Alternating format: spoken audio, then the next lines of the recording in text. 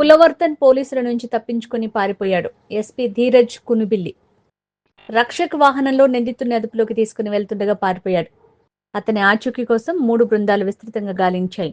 రోజు ఉదయం నిందితుడు కులవర్తన్ చెరువులో ఆత్మహత్య చేసుకున్నాడు. ప్రాథమిక దర్యాప్తులో అతను ఆత్మహత్య చేసుకున్నట్టు తెలుస్తోంది.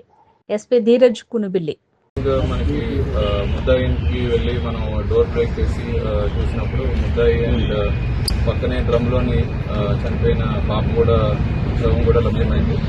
ఆ టైంలోని చుట్టుపక్కల ఒక 50 మంది గ్రామస్తులంతా కూడా గుమిగూడి ఇతన్ని చంపడానికి ప్రయత్నించే సమయంలో మనమే రక్షక్ వెహికల్ని పెట్టి ముద్దాయిని అతన్ని తీసుకోవడం జరిగింది. మళ్ళీ అక్కడ లా అండ్ ఆర్డర్ సిచ్యువేషన్ చాలా హెవీగా డెవలప్ అవడం వల్ల హైవే కూడా బ్లాక్ అవడం వల్ల మనకి ఆ రక్షక్ వెహికల్ స్టాఫ్ కూడా తిరగడం జరిగింది. అక్కడ ఒక డ్రైవర్ మాత్రమే ఉండడం జరిగింది ముద్దాయితో పాటు. ఆ సమయంలో అతను తప్పించుకొని పారిపోవడం జరిగింది మార్నింగ్ టైం. తర్వాత ఒక 2 టీమ్స్ పెట్టి వెచ్చించాం, కానీ హౌవర్ రిజల్ట్ దొరుకుతుందో ఈరోజు ఇలా.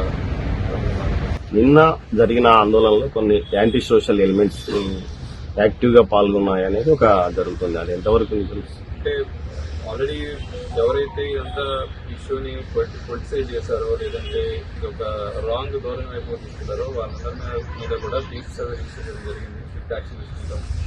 ఏదైతే పాపకి జరిగిన అఫెన్స్ అనేది చాలా దురదృష్టవశాత్తు హింసించాల్సిన క్షణంలో ఇది వాళ్ళ ఓన్ పొలిటికల్ మైలేజ్కో లేదంటే వాళ్ళ ఓన్ ఆర్గనైజేషన్ బెనిఫిట్ కోసం వాడుకున్న వాళ్ళ మీద కూడా మనం కేసు రిజిస్టర్ చేస్తాం. అండ్ స్ట్రిక్ట్ యాక్షన్ కూడా తీసుకుంటాం.